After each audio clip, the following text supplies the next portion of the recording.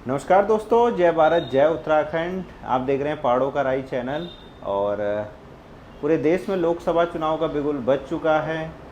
उत्तराखंड में भी 19 अप्रैल को यहाँ पे मतदान होना है। पांचों लोकसभा सीटों पर प्रत्याशी खूब अपना प्रचार प्रसार कर रहे हैं। इस बार जो है क्षेत्रीय पार्टियों का भी काफ़ी ज़ोरदार असर देखा जा रहा है पूरे उत्तराखंड में। और मेरे साथ राष्ट्रवादी रीजनल पार्टी के अध्यक्ष शिव प्रसाद सेमाल जी हैं और हम उनसे जानेंगे किस तरीके से वो उत्तराखंड की जो पार्टियां हैं उनके साथ मिलकर, क्योंकि इस बार ज़्यादातर क्षेत्रीय पार्टी मिलकर जो है उम्मीदवारों का समर्थन कर रही है और चाहती है कि क्षेत्रीय पार्टियों के उम्मीदवार जो है आगे लोकसभा तक जाए। बहुत बहुत स्वागत है सेमाल जी आपका। अगर मैं बात करूं, यहाँ हम बैठे हुए हैं, ये टिहरी गढ़वाल लोकसभा आती है और इस पर देखा जाए तो पिछली बार की लोकसभा में काफ़ी बड़े मार्जिन से यहाँ पर बीजेपी की उम्मीदवार जीती थी। इस बार जितना मुझे पता है कि आपने बॉबी पवार को समर्थन दिया है, क्या लगता है अभी तक का जो माहौल है? इस बार जनता में पूरा रुझान है और पहली बार ऐसा हुआ है कि एक निर्दलीय उम्मीदवार ने चुनाव को इस मुकाम पे लिया है कि माला राज्य लक्ष्मी बनाम बॉबी पवार चुनाव है जी। और इसमें जो दूसरी जो दिल्ली वाली दल है कांग्रेस, वो कहीं नहीं है। तो इससे साफ साफ लगता है कि एक बार जनता के लिए भी एक ऐतिहासिक मौका है। और क्योंकि जनता टिहरी के जो राजशाही है उससे मुक्त होने के बाद जी जी लगभग लगातार राजशाही को ही वोट करती रही है। कमलेंदुमती शाह से लेकर के उसके बाद 8 बार मानविंदर शाह को और लगातार रानी साहिबा को 3 बार वोट करती रही हैं। लेकिन रिजल्ट क्या मिला वो आज आप सब जगह देख रहे हैं कि टिहरी लोकसभा में कई जगह पे जो है रोड नहीं तो वोट नहीं आंदोलन है। जी। कई जगह माला राज्य लक्ष्मी के खिलाफ नारेबाजी चल रही है कि आप वापस जाइए। तो ये पहली बार एक ऐसा उत्साह है कि जनता में पहली बार जो निर्दलीय प्रत्याशी हैं बॉबी पवार, जो लंबे समय से भर्ती घोटालों के खिलाफ लड़ाई लड़ते रहे हैं, पेपर लीक की सीबीआई जांच की मांग को लेकर के उन्होंने आंदोलन किया है, जेल भी गए हैं, कई मुकदमे सत्ता ने उनको दबाने के लिए उन पर लगाए हैं। लेकिन इस बार तमाम बेरोजगार उत्तराखंड के जो यूथ हैं वो उनके साथ है और उत्तराखंड की जो जनता और ख़ास करके टिहरी लोकसभा की पब्लिक पहली बार राजशाही से मोह भंग होकर के उनके साथ खड़े हैं। देखा जाए तो टिहरी गढ़वाल की लोकसभा कोई छोटी मोटी लोकसभा तो नहीं है। उत्तरकाशी से लेके पूरा देहरादून इसमें आता है और ज़्यादातर वोटर्स अगर देखा जाए तो मैदानी इलाकों में ज़्यादातर वोटर्स है। देहरादून की मैं बात करूं और देहरादून का अगर अभी हाल ही में दिनों में भू कानून और मूल निवास के ऊपर काफ़ी बड़ा धरना प्रदर्शन हुआ, तो उसमें जितने भी लोग थे ज़्यादातर पहाड़ से लोग आए थे। देहरादून के बहुत कम मात्रा में लोग थे क्योंकि शायद उन्हें, मुझे लगता है कि पहाड़ से कोई मतलब नहीं है या फिर वो पहाड़ी है ही नहीं। लगता है कि देहरादून का वोटर्स एक पहाड़ी उम्मीदवार को जो पहाड़ में रहता है और जिसको पहाड़ की ज़्यादातर पार्टियों का समर्थन है उसको समर्थन देगा या भाजपा कांग्रेस में उलझा रहेगा? देखो, इस बार उम्मीद है जो आप कह रहे हो कि उसमें भी एक आप अगर आप तो इसको दूसरे परसेप्शन से देखें तो देहरादून में भी जो लोग थे तो वो भी अगर पहाड़ के हैं, वो भी कहीं न कहीं किसी न किसी रूप में पहाड़ के किसी न किसी ज़िले से बिलोंग करते हैं जी। और ये अलग बात है कि उसमें कुछ और लोग अन्य ज़िलों से भी आए हुए थे। और देहरादून में भी जो लोग उस रैली में शामिल थे कि कहीं ना कहीं मूल रूप से पहाड़ के किसी न किसी ज़िले से वास्ता रखते हैं।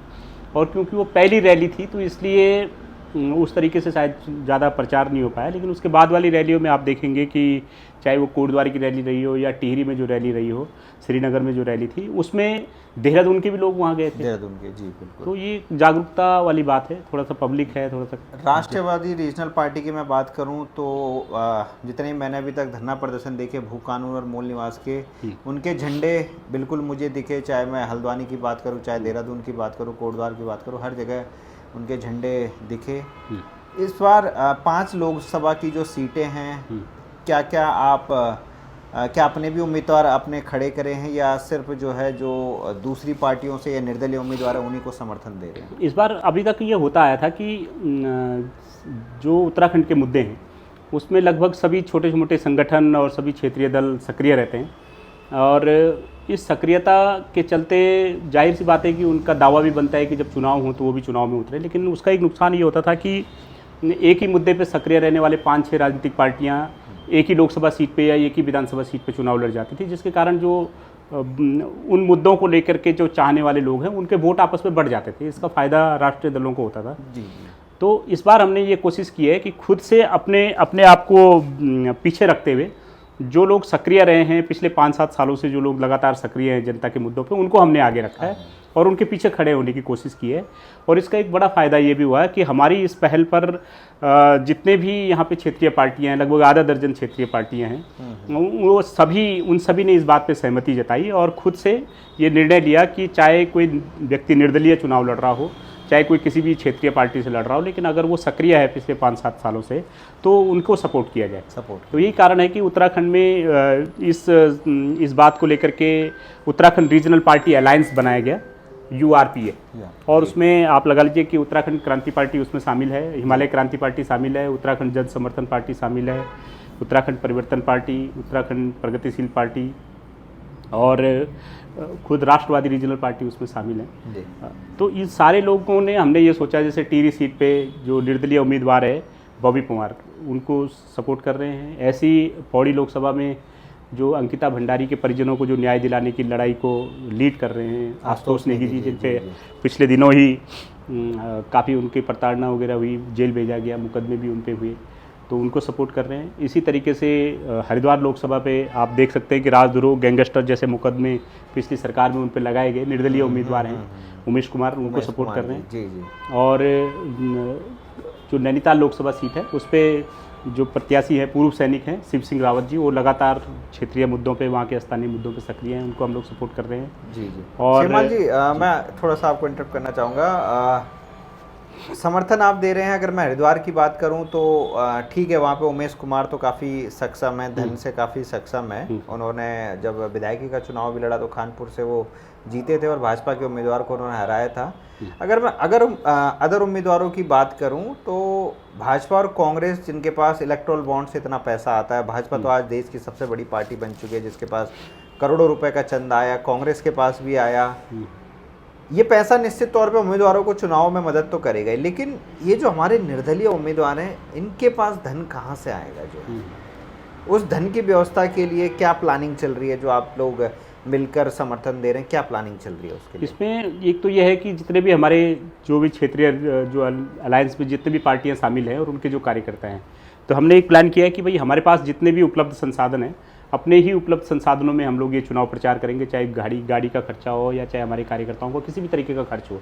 जो भी पार्टी के उम्मीदवार उनको सपोर्ट करेंगे, वो सब एक तो अपनी जेब से उसको सपोर्ट करेंगे। इसके अलावा हम लोग जनता से भी बोल रहे हैं, अभी कुछ दिन पहले भी लगातार हमारी बातचीत भी हो रही है और खुद बॉबी पंवार जी ने अपना एक अकाउंट नंबर भी उसको फ्लैश किया है। इसी तरीके से तमाम जो राजनीति में जो लोग चुनाव लड़ रहे हैं, निर्दलीय उम्मीदवार हैं या किसी न किसी पार्टी ने, उन्होंने अपने अकाउंट नंबर भी सार्वजनिक किए हैं और हम लोग भी जनता से भी ये अपील कर रहे हैं और जनता मदद भी कर रही है।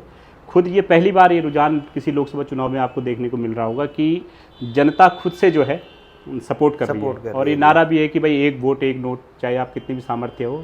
और आपके चैनल के माध्यम से भी मेरी रिक्वेस्ट है कि जितना भी किसी से हो सके वो, क्योंकि ये जनता के प्रतिनिधि हैं, जनता की लड़ाई लड़ रहे हैं और इनके पीछे किसी भी धन बल का कोई प्रभाव नहीं है, तो इसलिए जनता को आगे आकर के इनका सपोर्ट करना चाहिए। हम लोग भी इनके साथ खड़े हैं तन मन धन से। क्या लगता है 5 में से अगर मैं सीटों की बात करूं उत्तराखंड की, तो क्या लगता है जो है, अगर मैं निर्दलीय उम्मीदवारों की बात करूं या जो हमारे रीजनल पार्टीज हैं, कितनी सीटें आपको लगता है कि 5 में से निकाल ले जाएगी इस पर? देखिए, जनता के मुद्दे ये लोग लड़ रहे हैं, चाहे बॉबी पंवार है। मुझे नहीं लगता कि अगर जनता इसको इस तरीके से देखे कि 8 साल राजा साहब रहे, 3 साल रानी साहिबा रही, उससे पहले कमलेंदु शाह रही, इन पूरे अब तक लगातार राजशाही को वोट देते आने का परिणाम क्या निकला।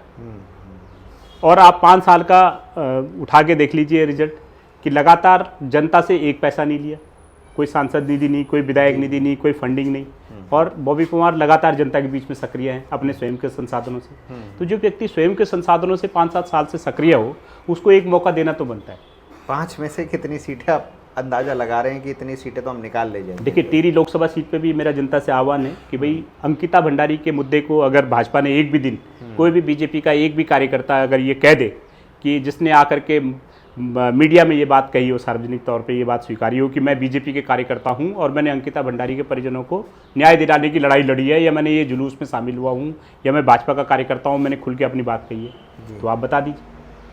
तो अगर बीजेपी एक भी दिन, बीजेपी का एक भी कार्यकर्ता अगर अंकिता भंडारी के परिजनों को न्याय दिलाने की लड़ाई में शामिल नहीं है, तो जनता को ही नहीं बल्कि भाजपा के भी कार्यकर्ताओं को ये बात समझनी चाहिए कि वो अंकिता भंडारी खुद भाजपा कार्यकर्ता की बेटी थी, और इससे पहले भी भाजपा कार्यकर्ता, भाजपा मुख्यालय के एक ऑफिस में जो कार्यरत भाजपा की एक कार्यकर्ता है,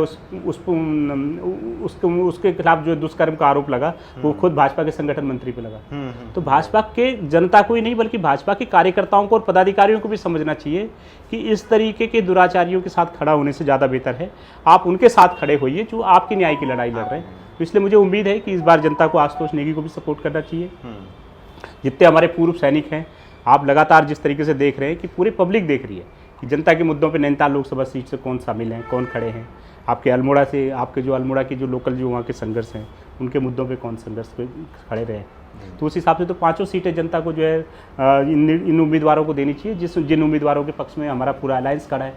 अब ये जनता के ऊपर बात है कि वो किस तरीके से अपना चयन करती है, लेकिन हमारा आह्वान और अपील तो यही है कि जो आपके साथ खड़ा है, आपकी लड़ाई में खड़ा है, आप उसका साथ दीजिए।